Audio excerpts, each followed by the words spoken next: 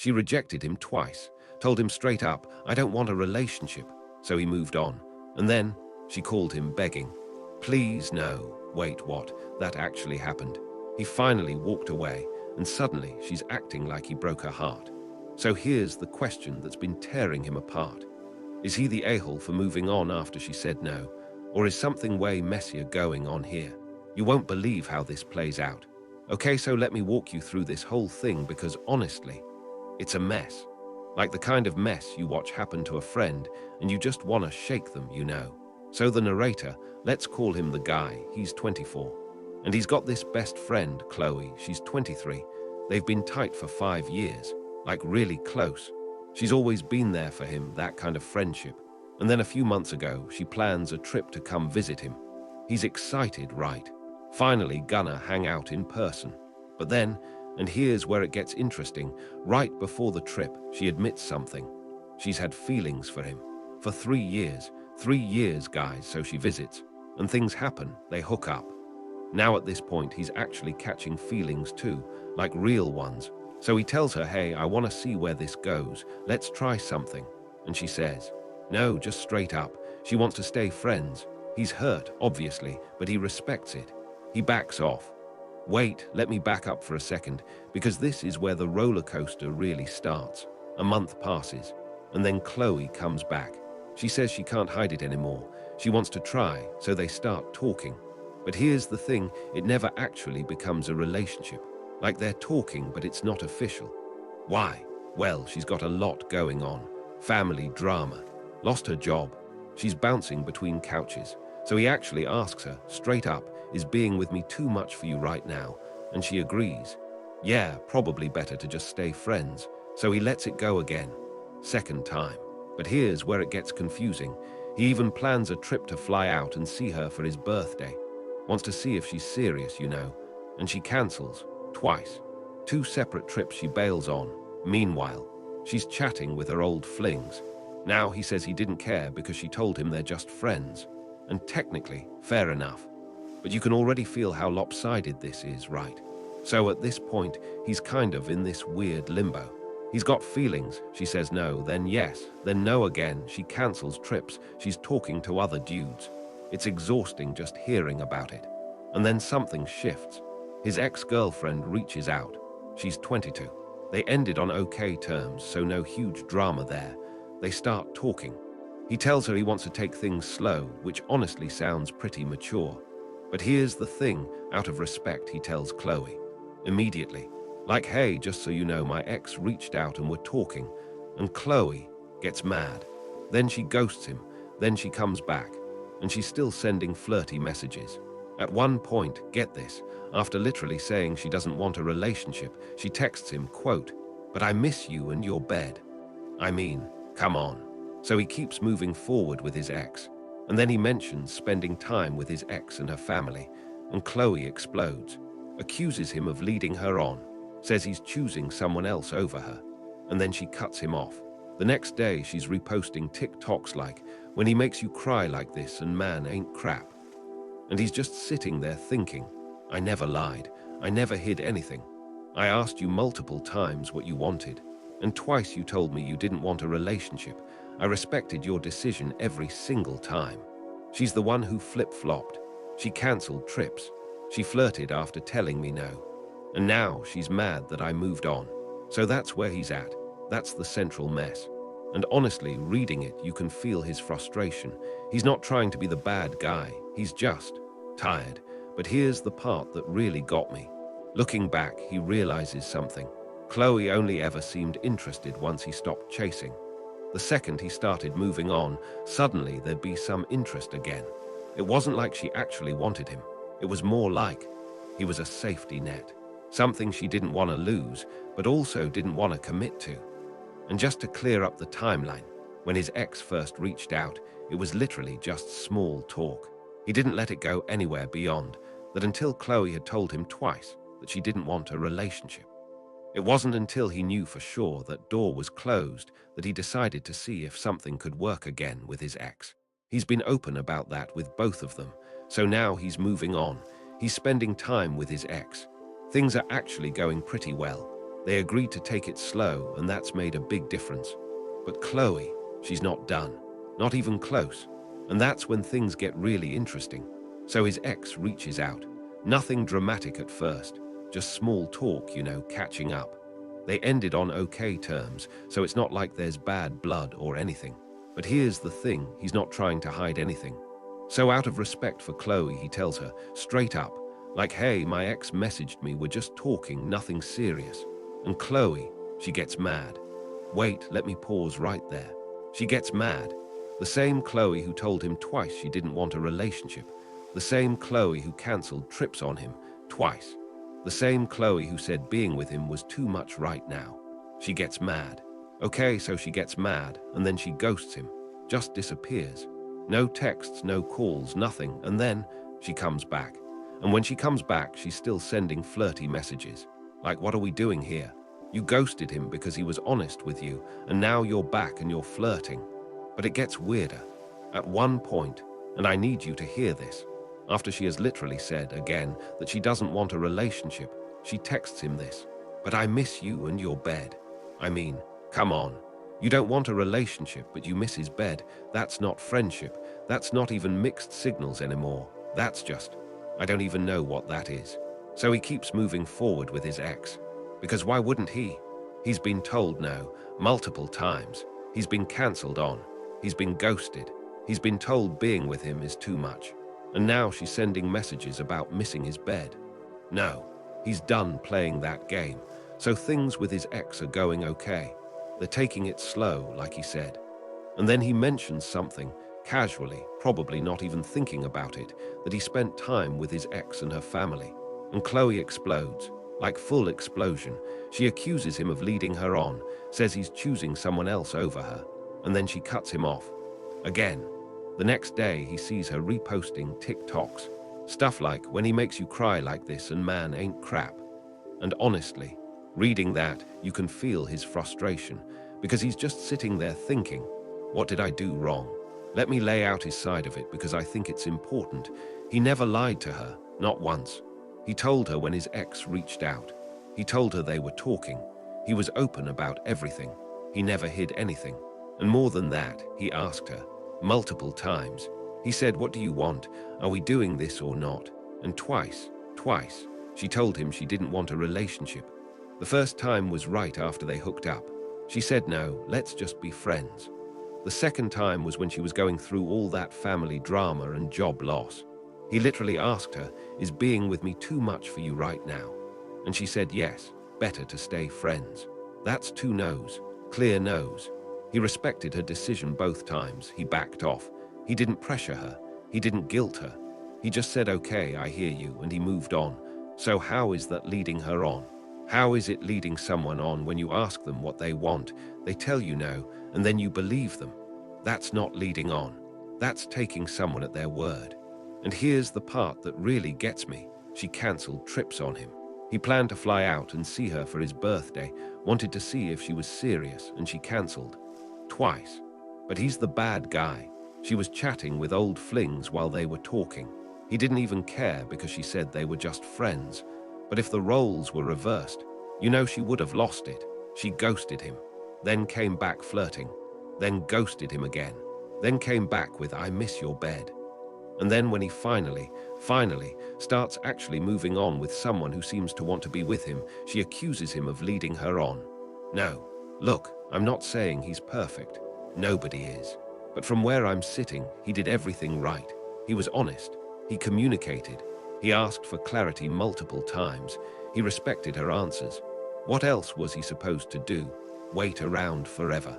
Put his life on hold while she figured out what she wanted? She made her choice. Twice. And he respected it. But the second he stopped being available, suddenly she wanted him again. Or at least she wanted him to not want anyone else. That's not love. That's not even affection. That's ownership, like he's supposed to just sit there on a shelf until she decides she's ready. And the TikToks, posting about how he's crap and he made her cry, after she rejected him twice and he moved on. That's something else. So no, he's not the a-hole for moving on. He asked. She answered. He believed her. And then he lived his life. That's not betrayal. That's just, finally choosing himself. But here's where it gets even crazier, because Chloe isn't done, not even close. And what happens next? Honestly, it's the part that broke me. Okay, so here's where things get really, really weird. Like you couldn't make this up. He's on his lunch break. Just driving, probably thinking about food. He said he was literally on his way to Culver's. Butter burgers, custard, the whole thing, normal day. And then his phone rings. It's Chloe. He doesn't pick up, lets it go to voicemail, which honestly, smart move. You're on lunch, you don't need that energy. But then, against his better judgment, and he admits this, he calls back, just to see if she meant to call him. She says no. It was an accident. She was trying to call another friend whose name is right next to his in her contacts. Okay, fine. Accidents happen. He says no problem, have a good day. Done, right, wrong. About an hour later she calls again. This time he ignores it, sends a text, no answer. And then she calls again, third time, so he picks up. And here's what she says. She says, quote, "I don't like this game. I know I probably hurt your feelings. I'm not mad at you, just a situation." Wait, what game? He's not playing a game. He's literally just living his life and eating lunch. But okay, let's keep going. He tells her, yeah, I was hurt. You threw away a 5-year friendship over a mess you created, and you strung me along through all of it. And she says she understands. Then she hangs up because her mom is calling. Not even 5 minutes later, she texts him, says she can't call again, but she can text. And then she drops this bomb. Are you ready for this? She says, when I said I loved you, it wasn't in a friend way. Whoa, hold on. He reminds her, calmly I think, that he told her multiple times he had feelings too. And she's the one who wanted things back to normal. And later she told him a relationship was too much. He lays it all out. She rejected him twice. Honestly, 3 times if you count when he asked straight up, are we just friends? And she said yes. That was about a month and a half ago. 3 times, guys, and her reply to all of this, she says, I bet you have a whole new girl and never even liked me in the first place. Wow, just wow. He says that wasn't true. At the time, he did have feelings for her, truly. So he asks her, and this is a fair question, how can you be mad at me for moving on when I was literally doing what you asked me to do? He tells her, look, we should have just kept it at friendship. That would have avoided all these mixed signals. And she fires back, I don't want to be friends. So then he asks, why did you even reach out? Her answer, because I didn't know if you would ever give it a chance. I need you to hear that again. She didn't know if he would ever give it a chance, even though he did, multiple times. She said no, every time, so he spells it out, clearly. No more confusion. He says, I did give it a chance, multiple times. You said no. 3 times you told me you didn't want a relationship. Twice you cancelled trips I planned to see you. At that point I had no choice but to move on. And then he says the words she's been dreading. My decision is final. I've moved on. I wish you the best. And her response, please no. Just those 2 words, please no. And that right there is the moment everything clicked for him, because think about it. She didn't say, wait, I love you. She didn't say, let's try again. She didn't say, I made a mistake. She said, please no. Like he was taking something away from her, like he was closing a door she wanted to keep open just in case. He stood firm, told her he respects her, wishes her well, but he's not going back. And that was it. Looking back, he realized something that honestly hurts to admit. She never wanted him, not really. She wanted him as an option, a backup, a safety net, someone who would wait around while she figured things out, someone who would be there when she was lonely, when life got hard, when her other flings didn't work out. But the second he stopped playing along, the second he chose himself and moved on with someone who actually wanted to be with him, she couldn't handle it. Not because she loved him, but because she lost control. And that, please no, that wasn't about love. That was about losing her backup plan. He said it himself. She wanted him as an option, not a choice. And honestly, that's the hardest part about situations like this. You spend so long hoping someone will finally choose you. You overlook the red flags. You make excuses for them. You tell yourself they're just scared, or they're going through a lot, or they'll come around eventually. But they won't. Not because you're not good enough. Because they don't want to choose. They want to keep you around just in case. And once you see that, Once you really see it, there's no going back. Okay, so that was messy. But let me pivot to another story real quick, because honestly, this one might be even more uncomfortable. So there's this guy, well, the narrator, and his dad. And things start getting weird around Father's Day. His dad says he's going off-roading with his sister's fiancée. Cool, normal guy stuff. But then last minute he cancels. Says he pulled a calf muscle. Which okay, injuries happen. But here's the thing, the narrator mentions that his dad usually pushes through pain for fun stuff. So right away, something feels off. Same weekend, his stepmom and her sister are going out of town. They tell him to show his dad lots of love while they're gone, feel bad they have to leave him alone. Innocent enough, right? The narrator doesn't go see his dad, they're not close, just sends a Father's Day text. But his brother does go over.